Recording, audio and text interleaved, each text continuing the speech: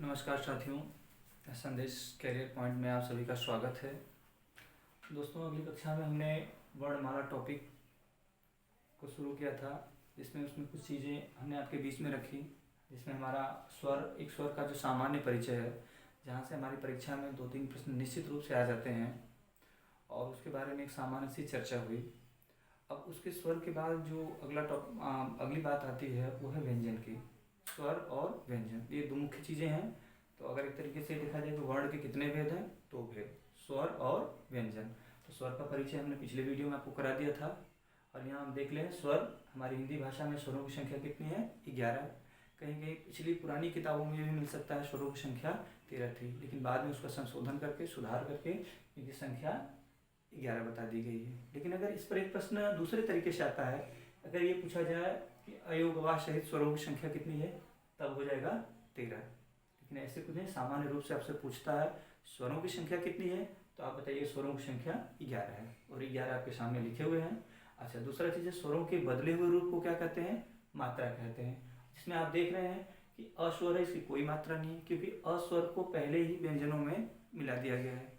अच्छा, उसके बाद बाकी स्वरों की ये छोटी बड़ी अपनी मात्राएं हैं। ठीक। अच्छा, मात्रा के आधार पर स्वरों की संख्या कितनी होती है? तो यहाँ मात्रा के आधार पर स्वरों की संख्या 10 है। ये बात आप ध्यान में रखिए और ये बात ध्यान में रखिएगा कि किस स्वर की मात्रा नहीं होती है, तो अस्वर की मात्रा नहीं होती है। ठीक। अब उसके बाद ये दो और आते हैं, अनुस्वार और विसर्ग। इनको क्या कहा जाता है? अयोग गवाह। इनकी संख्या कितनी है? 2। ये बात ध्यान में रखिएगा, परीक्षा में कई बार ये ऑप्शन में आए हुए हैं। ठीक। जो भी चीज़ मैं बताने का प्रयास कर रहा हूँ वो एकदम क्रीम, बहुत सारी बातों को मैं नहीं बता रहा हूँ, क्योंकि हमको जितनी आवश्यकता है उतनी बातों को ही मैं रखने का प्रयास कर रहा हूँ। ठीक। और हो सकता है कुछ लोगों के दिमाग में भी सर ये नहीं बताया, वो नहीं बताया, तो वो सब चीज़ें अपनी जगह है। लेकिन लोग कहते हैं ना सर हमारे हिसाब से, हमारी ज़रूरत के हिसाब से बताइए, तो समझ लीजिए वही चीज़ निकाल के एकदम रख रहा हूँ। कोई परीक्षा उरीक्षा हो, देख के मिला लीजिएगा कि वो मिला कि नहीं। ठीक।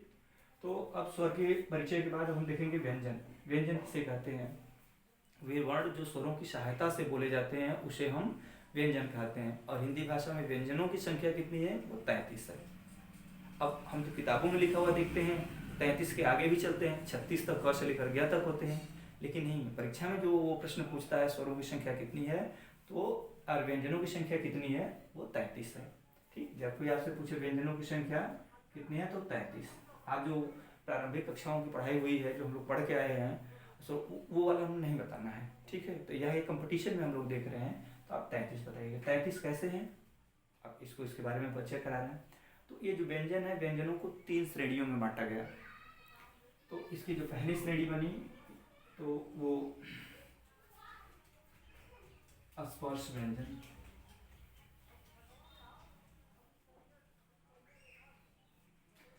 और दूसरा आपका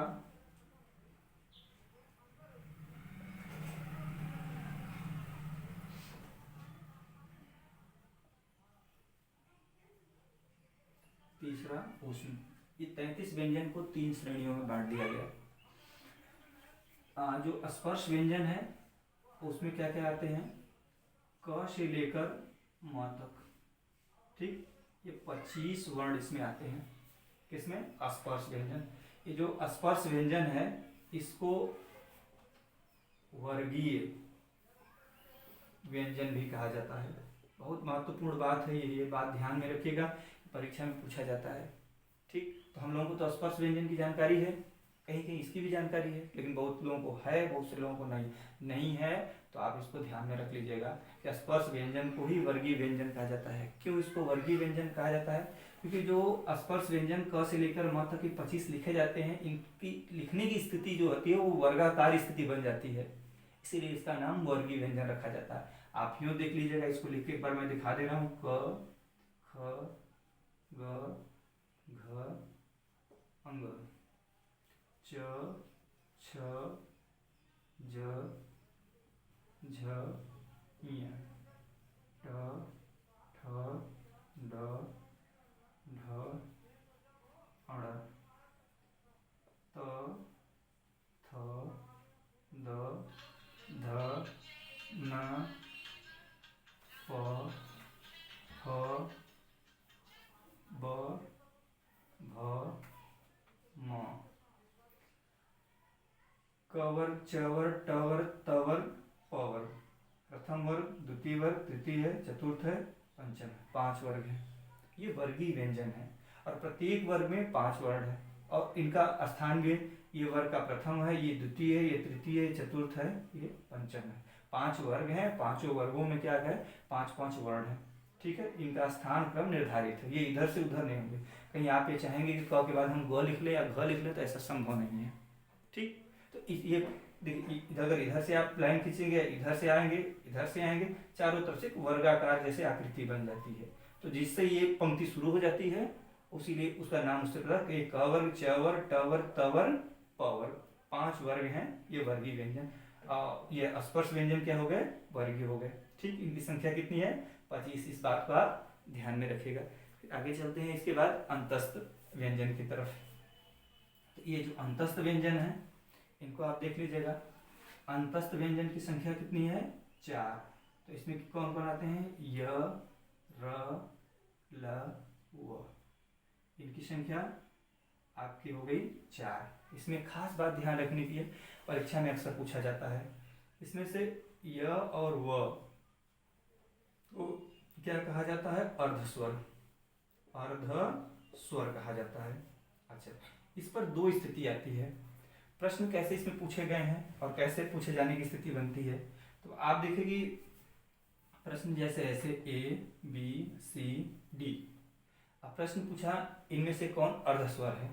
अब जैसे पूछा य, र, ल, ह, पूछा इनमें से कौन अर्धस्वर है। तो मेरे बताने के अनुसार तो यहाँ पर तो ये सही है, ये एक ये स्वरूप हुआ। इसी तरीके से एक दूसरा ऐसे पूछ रहा है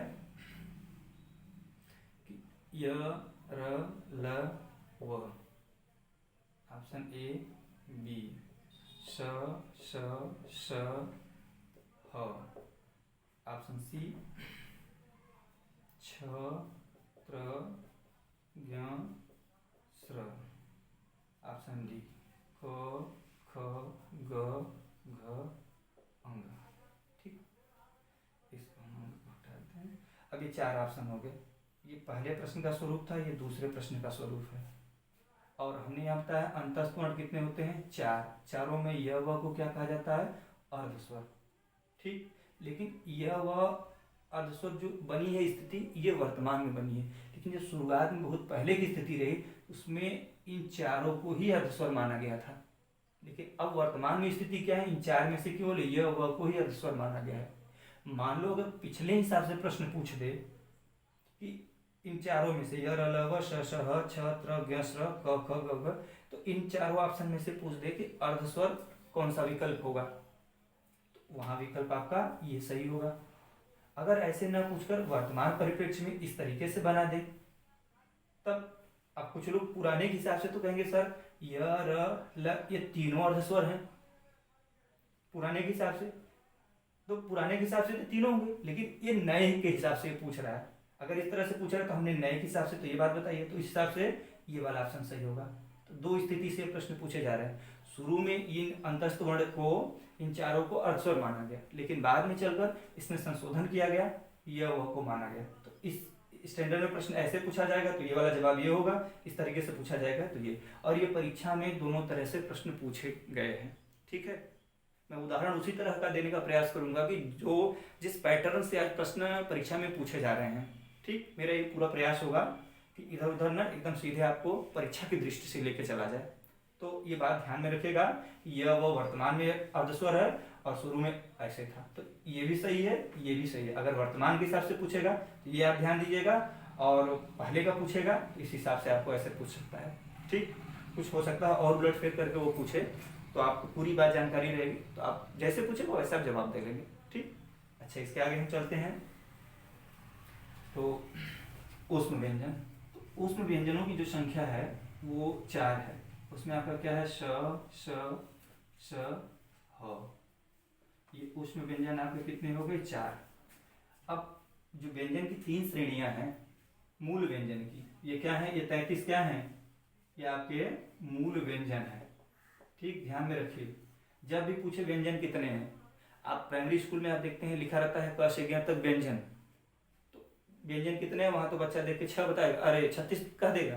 लेकिन हमको वो किताब देखे, हम लोग भी पढ़ के वही आए हैं, लेकिन उस चीज़ को हमको यहाँ नहीं करना है। जब व्यंजन पूछे कितना है परीक्षा में, तो आपको 33 पर ध्यान रखना है, ठीक। अच्छा, अब 33 यहाँ स्थिति कितनी हो गई, ये 33 की हमारी स्थिति बन गई, ये हमारी मूल व्यंजन की। शुरुआत में हमारे भाषाविदों ने इसको इतना बनाया, ठीक, लेकिन इसके बाद भी हमारी वर्णमाला में और व्यंजनों की हमें आवश्यकता हुई और वर्णों की आवश्यकता हुई। तब इसके बाद अब मूल तो कुछ ऐसे बन गए, अब कुछ को इनसे मिला मिला कर नया बनाया गया, तो उनका नाम क्या रखा गया, उनका नाम रख दिया गया, अब एक अलग श्रेणी बन गई, संयुक्त व्यंजन। संयुक्त व्यंजन,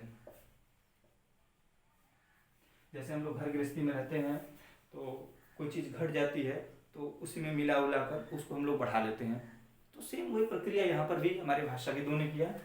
तो अब यहाँ देखेंगे संयुक्त व्यंजन, ठीक है। अब संयुक्त व्यंजन कितने हैं, ये भी 4 हैं, ठीक। ये 4 कौन कौन से, इसको हम लोग देख लेते हैं। इसमें आपका क और श के योग से बना छ, त प्लस र के योग से बना त्र, ज और ञ के योग से बना आपका ज्ञ, श प्लस र के योग से आपका बना स्र। तो संयुक्त व्यंजनों की संख्या आपकी कितनी हो गई, 4 हो गई, ठीक। अब संयुक्त व्यंजन यहाँ हम कर देंगे 4। अच्छा, इतने व्यंजन तो हमारे हो गए क से लेकर ज्ञ तक, ठीक। बाद में स्र को भी जोड़ लिया गया। अब उसके बाद जो आगे की व्यंजनों की स्थिति आती है तो है अगला आता है व्यंजन उच्छिप्त।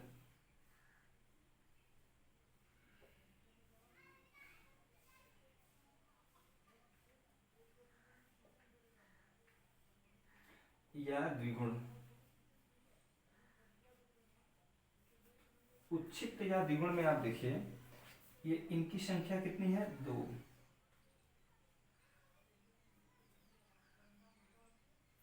हमारी वर्णमाला में जो ये इस तरह के जो 2 वर्ण हैं वो कुछ इस तरीके से हैं। कुछ लोग इस बारीकी को ध्यान नहीं देते हैं, इसकी वजह से बहुत सारी गलतियां हो जाती हैं, बड़े अच्छे अच्छे विद्यार्थी भी गलत कर बैठते हैं। तो आप देखिए जिसके तल में बिंदी है वो दोनों क्या हैं, उच्छिप्त या द्विगुण, और जिनके तल में बिंदी नहीं है ये दोनों वर्ण क्या हैं, ये दोनों वर्ण हमारे स्पर्श व्यंजन के अंतर्गत आते हैं। तो जो स्पर्श व्यंजन के अंतर्गत आते हैं ड और ढ, क्या ड और ढ, इनके तल में बिंदी नहीं है। लेकिन जो उच्छिप्त या द्विगुण व्यंजन आते हैं उनके तल में बिंदी है, उनका उच्चारण कुछ इस तरीके से होता है, जैसे इसका उच्चारण करना हो तो ढ, और इसका उच्चारण करना हो तो इसका ढ, ढ, ठीक। अब इसके अंतर को आप उच्चारण में कैसे कर पाएंगे, सामान्य रूप से अगर आप अपने आप से उसे करेंगे तो उलझन हो जाएगी, तो आप ड ढ ही कहेंगे, ड ढ। लेकिन आप इसको करना होगा तो थोड़ा सा एक अंतर करना होगा। इसके नाम से ही हम पहले समझ लेते हैं उच्छिप्त। उच्छिप्त का मतलब होता है फेंका हुआ, ठीक है, और द्विगुण का मतलब है जो 2 गुणों को लेके चले, ठीक। आप इनके गुणों में कुछ मिलता जुलता है, तो आपस में ऐसे है कि जैसे 2 गुण को लेके चल रहे हैं, ठीक। ये बात तो यहाँ हो गई। लेकिन उच्छिप्त को देखते हैं तो किस तरीके से फेंका हुआ, जब हम ये उच्छिप्त वर्ण का उच्चारण करते हैं तो ये उच्चारण करेंगे, जैसे हमारी ये जीभ है तो जीभ को मोड़ के हम अंदर ले जाते हैं, जैसे हमारा जीभ है ऐसे तो मुंह में हम इसको अंदर ले जाते हैं, मोड़ के अंदर, और वहां से झटके में इसका उच्चारण करते हैं, बोलते हैं। तो अंदर से जब ये इस वर्ण का उच्चारण करता है तो जैसे जीभ झटका मारती है, जब झटका मारती है तो इन वर्ण का उच्चारण होता है, तो वहां इसका ठीक उच्चारण होगा। नहीं तो सामान्य रूप से हम लोग ड ढ करते हैं तो दांत के ऊपर का जो मसूड़ा है, ऊपर का जो भाग है थोड़ा सा, वहीं से हम इसका उच्चारण करते हैं, वो हमारा मूर्धा में आता है, ठीक। तो ये इसका उच्चारण करने में हम क्या ध्यान देंगे कि जीभ को मोड़ के थोड़ा अंदर ले जाएंगे और वहां से जब इसको बोलेंगे तो ठीक ठीक इसका उच्चारण हो जाएगा, ठीक। और एक हमारा देखिए इसी तरीके से खासकर इसमें ज्यादा लोग उलझ जाते हैं, ठीक। ये हमारे कहाँ आते हैं, ये स्पर्श व्यंजन में आते हैं, सॉरी ये हमारे स्पर्श व्यंजन में आते हैं, और ये हमारे कहाँ जाते हैं, उच्छिप्त में। और ये हमारा कहाँ जाता है, ये भी हमारा कहाँ जाता है, इसको हम ऐसे समझ सकते हैं, पहले ये फिर ये 3 तरह के वर्ण हैं, इन तीनों को आप ध्यान दीजिए। ठीक, इसका उच्चारण स्थान क्या है? मूर्धा है। और इसका उच्चारण स्थान क्या है? कंठ और नासिका है। और इसका जो उच्चारण आता है ये भी एक तरीके से मूर्धा में ही आता है, लेकिन इसको बोलने में थोड़ा अंतर है। इसको सामान्य रूप से आप मूर्धा से बोल सकते हैं, इसको भी मूर्धा से ही होता है, लेकिन थोड़ा सा इसको और अंदर ले जाके बोलना होता है, थोड़ी सी भिन्नता है यहाँ। ठीक, तो इसके अंतर को आप समझिए। इसको अंग बोलते हैं, जैसे ये आप देखिए, ये ड है, ये अंग है, और ये क्या है? ढ है। अंग, ये क्या है? ड है, अंग है, ढ है। तो अंग में यहाँ ये क्या है? इसकी गोंदी में क्या है? बिंदी है, और इसके यहाँ नीचे बिंदी है। ठीक, और ये तीनों वर्ण हो गए। ठीक, अच्छा आगे चलते हैं। तो ये हमारे व्यंजन रहे हैं, व्यंजनों की हमारे संख्या रही है। अब इनके व्यंजनों की संख्या को अगर हम लोग जोड़ लें तो अब देखेंगे स्थिति क्या हो जाती है। अच्छा, एक चीज और इसमें बताना था, जो ड और ढ है, ड और ड़ और ढ, ड़ और ढ, इनसे किसी शब्द की शुरुआत नहीं होती, ये किसी शब्द के शुरू में नहीं आते हैं। ये दोनों वर्ण, इनसे किसी शब्द की शुरुआत नहीं होती है, ये किसी शब्द के बीच में या लास्ट में आते हैं। जैसे आप देख लीजिएगा, ये लिखा है, ये क्या लिखा है? इसको पढ़िए आप लोग। तो बहुत से लोग तो इसको पढ़ देंगे बढ़िया से, लड़ाई पढ़ देंगे, लेकिन ये लड़ाई नहीं, ये लड़ाई लिखा हुआ है इस समय। आज जब इसके तल में भी नहीं, तब ये क्या हुआ? लड़ाई। क्योंकि हमारी वर्णमाला में इसका व्यवहार है। अगर ये वाला हम लिखते हैं तो क्या हो जाता है? लड़ाई हो जाता है। तो लड़ाई को हम लड़ाई नहीं पढ़ सकते हैं, यहाँ तल में बिंदी आएगा। तो इसका मतलब लड़ाई में अगर हमसे ये पूछ ले स्पर्श व्यंजन के अंतर्गत कि ये उच्छिष्ट है कि स्पर्श व्यंजन के अंतर्गत आए, तो भैया ये स्पर्श व्यंजन में नहीं आएगा, ये उच्छिष्ट में आता है। ठीक, अच्छा ठीक है, इस बात को यहीं पर रखते हैं। अब इनकी संख्या को अगर हम देख लें, संख्या पर बात करते हैं, तो यहाँ तक तो आपका 33 आ गया था। अब 33 में अगर ये हम 4 जोड़ते हैं तो 33 4 आपका कितना हो जाता है? 37। और 37 में हम 2 जोड़ते हैं तो हमारा कितना हो जाता है? 39। टोटल यहाँ पर हमारे पास कितने हो गए? 39 हो जाते हैं। ठीक, तो एक 39 जो व्यंजन है हमारे यहाँ, इनका प्रयोग होता है, इनका हमारे व्यवहार में है। ठीक, अब इस तरीके से एक फिर इस पर थोड़ी सी हम बात करते हैं। स्पर्श व्यंजन क से लेकर म तक 25 वर्ण, इनको क्या कहा जाता है? वर्गीय व्यंजन कहा जाता है। फिर उसके आगे दूसरे क्रम पर आता है अंतस्थ व्यंजन। ठीक, य र ल व, ये 4 वर्ण होते हैं। इनमें य व को क्या कहा जाता है? अर्धस्वर। लेकिन शुरू में इन चारों को ही अर्धस्वर माना गया। 2 तरीके से प्रश्न आते हैं, जिसको हमने आपको समझाया, वो आप ध्यान में रखिएगा। फिर आगे यहाँ पर देखिए, ये ऊष्म व्यंजन क्या है? ये 4 है, श श ह, और ये 4 है। इनकी संख्या कितनी? ये 4 हो गए। अब ये यहाँ से यहाँ तक जोड़ेंगे तो 33 होगा। इन 33 के अलावा भी और व्यंजनों की हमें आवश्यकता हुई, तो हमारे भाषा वैज्ञानिकों ने इसको बनाया, जिनमें 4 वर्ण। शुरू में तो उन्होंने 3 वर्ण बनाया, छ त्र ज्ञ, इन तीनों को बना दिया। तीनों को बनाकर देवनागरी लिपि में छपने के लिए दे दिया। देवनागरी लिपि में क से लेकर गया तक छप के आ गया। आज भी वही स्थिति है, लेकिन बाद में स्र की आवश्यकता हुई, तो अब ये आवश्यकता हुई तो इसको श और र को मिलाकर बना दिया गया। ठीक, तो अब स और र के मिलने से ये स्र होगा। एक चीज और आपको कहना चाहेंगे, आप बहुत सारे वनडी परीक्षाओं में आप देख लीजिएगा, यहाँ से निश्चित रूप से प्रश्न आते हैं। कभी आपको पूछा गया है व्यंजनों की संख्या कितनी है? 33 है। दूसरा प्रश्न, ये वर्गीय व्यंजन कौन है, कौन स्पर्श व्यंजन, ये पूछा गया है। कभी आपको पूछा गया इनमें कौन अंतस्थ वर्ण है, ठीक, और इनकी संख्या कितनी है। कभी उसमें पूछा गया, कभी संयुक्त व्यंजन। संयुक्त व्यंजन में बड़ी खास बात है, जो पूछता है कभी कभी गलत लोग कर जाते हैं। जो हलंत है आप देख रहे हैं, यहाँ हलंत और किसके संयोग से, अब जैसे कि यहाँ पर ये श है, तो यहाँ कुछ दूसरा स भी हो सकता है, कुछ उलटफेर करके बनाया जाता है। तो ये बारीकी देखिए, क और श कौन वाला श है? 3 स होते हैं, तीनों श का ये संदर्भ आप देखते रहिए, इसके योग से बने हुए हैं। ठीक है, कभी हलंत इधर लगा दे, कभी उधर लगा देगा, लेकिन आप देखिए इन चारों पर क्या हुआ? हलंत लगा हुआ है। तिरछी पाइच से हलंत कहते हैं। ठीक, ये बने हुए हैं। तो अब इससे हट के कुछ और प्रश्न आते हैं, समझिए एकदम बहुत ही इंपॉर्टेंट है, एकदम क्लीन चीज मैं रखा हूँ। बहुत न आपको बता के इतनी ही बता रहा हूँ, इतनी चीज अगर आपको जानकारी में है तो समझिए यहाँ से आपको कई नंबर मिल सकते हैं। ठीक, और ये आप कब महसूस करेंगे? जब कोई वनडे एग्जाम हुआ हो, उसका पेपर उठाइए, देखिए इन सब जगहों से आ रहा है कि नहीं। बात यही है, घुमा फिरा को इसी को लाग लपेट करके यही चीज पूछा जाता है। अब बताइए कितना अगर लिखना हो, छोटा छोटा आप लिखेंगे तो बहुत थोड़े में ही लिख लेंगे। 2-3 बार चिंतन मनन कीजिए, सब आ जाएगा। एकदम प्राइमरी की चीज आप जान रहे हैं। बचपन से पढ़ते हुए हाँ इसमें विस्मरण हुआ हो, फिर एक बार देख लीजिए, रिवीजन के लिए ऐसे है, बार बार देखिए सुनिए, अगर कोई कह रहा है तो बस उसको सुनते जाइए, अपने आप मेमोरी में बैठ जाएगा। मैं एक बात और कहना चाहूँगा कि कभी लोग कहते हैं कि सर भूल जाते हैं, तो उसकी बहुत सरल दवा है न भूलने की, उसको बार बार देखते रहिए, पढ़ते रहिए, सुनते रहिए। आप ध्यान दीजिए, गाँव घर के बच्चे जो होते हैं, या हम आप जब लोग गाँव में रहें तो अपने नाते रिश्तेदार में या गांव घर के रहने वाले बच्चों के नाम कभी हमने रटा था? 20 25 बच्चों के नाम हमको ऐसे दिमाग में होंगे। अगर मैं पूछूं आपके गांव में, आपके साथ में 20 लोगों के नाम बताइए, नाते रिश्ते में गिना देंगे। लेकिन आप ये पूछूं किसी का नाम आपने रटा था, तो शायद ये नहीं कि किसी का नाम नहीं। तो कैसे आया आपको? व्यवहार में आए, बोलते सुनते देखते। तो क्या भाई इससे हमको नौकरी मिलने वाली है, एक नंबर की लड़ाई हो रही है, पॉइंट में लोग छट रहे हैं। अगर एक नंबर हमको इतने से मिल जाए, और एक बार पढ़ लीजिए जिंदगी भर चाहे जब आए, बार बार यहीं से आएगा, तो एक नंबर तो हमारा रहेगा, परमानेंट हो जाएगा। तो आपसे निवेदन है कि बस इसको बार बार देखते सुनते रहिए, अपने आप को कोई भी चीज़ें बार बार देखेंगे तो आ जाएगा, तो अपने आप आ जाएगा, बिना रटे वटे आ जाएगा। ठीक है, थोड़ा इससे संदर्भित कुछ और बातें हैं, अब इसको हम इधर बताना चाहेंगे। तो थोड़ा सा इसको हम हटाना चाह रहे हैं। इसको हटाने के बाद अब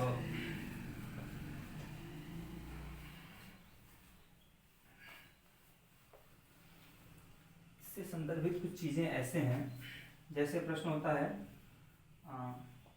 स्वरों की संख्या।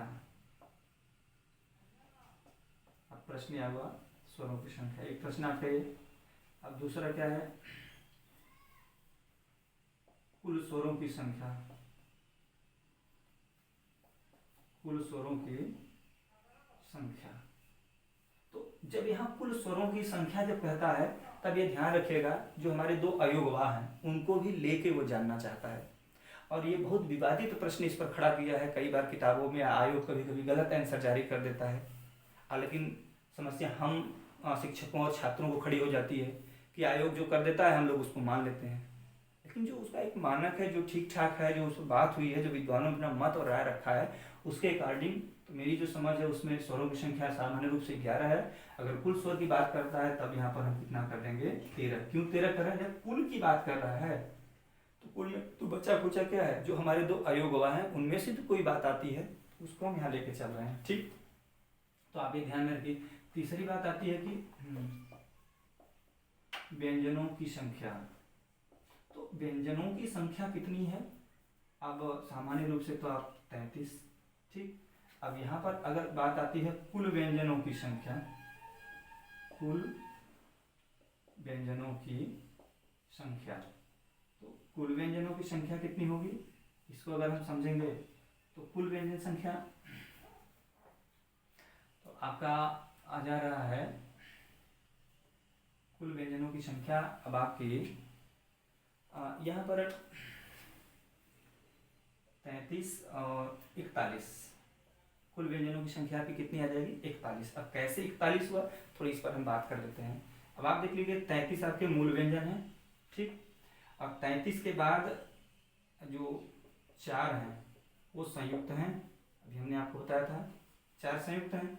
अब 4 संयुक्त, अब उसके बाद आपके 2 क्या हैं? उच्छिष्ट हैं, ये उच्छिष्ट। और उसके बाद 2 क्या हैं आपके? अयोगवा। अयोगवा, इसके लिए किशोरीदास वाजपेयी ने क्या कहा है? आचार्य किशोरीदास, उन्होंने कहा है कि जो 2 हमारे अयोगवा हैं, क्या है? अंग और अह, ये जो 2 हैं, ये न तो पूरी तरीके से स्वर में आते हैं, न तो पूरी तरीके से व्यंजन में। ठीक है, इनका योग किसी के साथ फिट नहीं बैठता है पूरी तरीके से, जो किसी की योग्य न हो। तो लेकिन कुछ न कुछ मात्रा में तो योग्य हैं, जरूरत के हिसाब से स्वर और व्यंजन दोनों में प्रयोग किए जाते हैं। तो भाई जब ये जुड़ जाता है कुल व्यंजनों के साथ, जब यहाँ जुड़ा तो हिस्सा तो व्यंजनों के साथ भी, भैया आप उसके साथ गिनती में जा सकते हैं तो मेरे साथ भी तो आ सकते हैं, तो सेम वही बात यहाँ लागू होती। तो अयोगवा 2 यहाँ पर आते हैं। अगर यहाँ पर अब जोड़ा जाए तो कितना होगा? 2 2 4 4 8, 8 3 कितना हुआ? 11 हुआ। तो 11 किए और 3 1 4। तो अब आप देख लीजिएगा कुल व्यंजनों की संख्या 41 है, ऐसा मेरा मानना है, ऐसे ही बात है। ठीक, अच्छा, अब ये 41 हो गए। अब यहाँ पर अगली बात जो आती है कि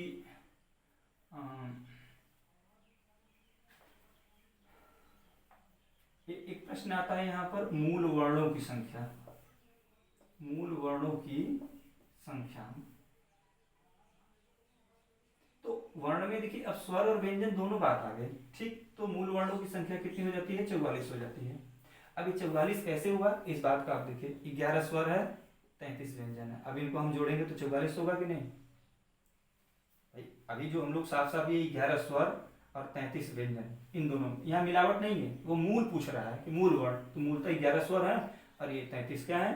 व्यंजन है, ठीक। तो ये हमारे 44 हुए कि नहीं? दो। ये वन लाइनर सारे प्रश्न को मैं क्लियर करा रहा हूँ, अलग अलग किताबों में कहीं कुछ का कुछ दिया, बहुत सोच विचार के चिंतन मनन मंथन करने के बाद, 10 किताब को टटोलने के बाद, 10 विद्वानों के मतों को समझने के बाद तब मैं अपना मत प्रस्तुत कर रहा हूँ, ठीक। इन सब बातों में जो कहीं कहीं अलग अंतर मिल सकता है तो ये उनका अंतर है, ठीक है। हम तो आयोग की बात को लेके चलते हैं कि आयोग इसको गलत ना कर पाए, ठीक। तो आगे आप हम चलते हैं 6वें नंबर पर। ये क्या है? देवनागरी। प्रश्न आता है देवनागरी लिपि में लिखे जाने वाले वर्णों की संख्या। तो देवनागरी लिपि में लिखे जाने वाले वर्णों की संख्या जो होती है वो कितनी होती है? 49 वर्ण देवनागरी लिपि में लिखे जाते हैं। अब वो कौन कौन लिखे जाते हैं एक बार यहाँ हम आपको समझा दे रहे हैं। तो 11 स्वर हो गए, ठीक, ये लिख दिए जाते हैं। और क से लेकर ज्ञ तक ये क्या है? 36 व्यंजन तो हम ऐसे ही लिख लेते हैं, ठीक। अब उसके बाद आपका 36 के बाद आपका क्या आ जाता है? एक जो आता है श्र, 36 में ये नहीं आता है। और 36 के अलावा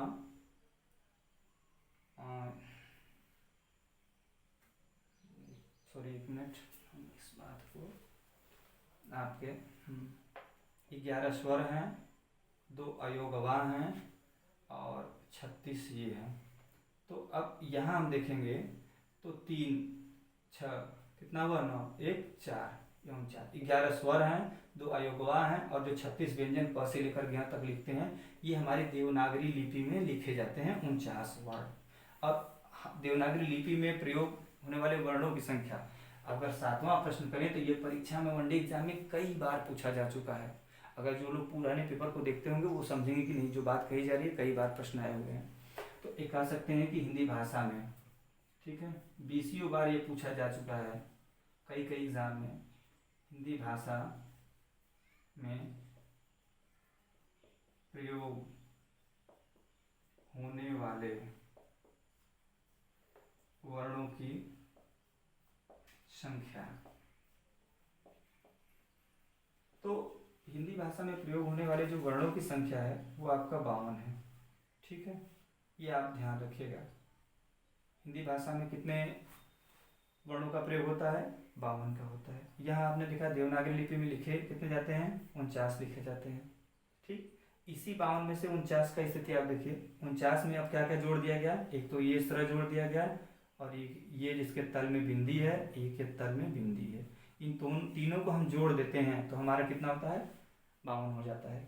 ये परीक्षा में कई बार पूछा जा चुका है, इसी बात को घुमा फिरा कर। ये आपका कई बार पूछा गया, ये कई बार पूछा गया है, ये पूछ लिया गया है, बातों को उलट फेर करके घुमा फिरा के। मूल चीज़ यही है आपकी, आप इसको कितने मतलब ध्यान से, कितने बढ़िया से इसको समझ लेते हैं, ठीक। और कोई बहुत बाहर से नहीं आता है कि यहाँ से पूछा जाए, ठीक। तो ये 1 लाइनर क्वेश्चन बन रहे थे इसलिए इसको हमने यहाँ पर लिख दिया है, ठीक। अब इसके आगे अब हम चलेंगे, ये स्वरों और व्यंजनों का एक सामान्य परिचय हुआ।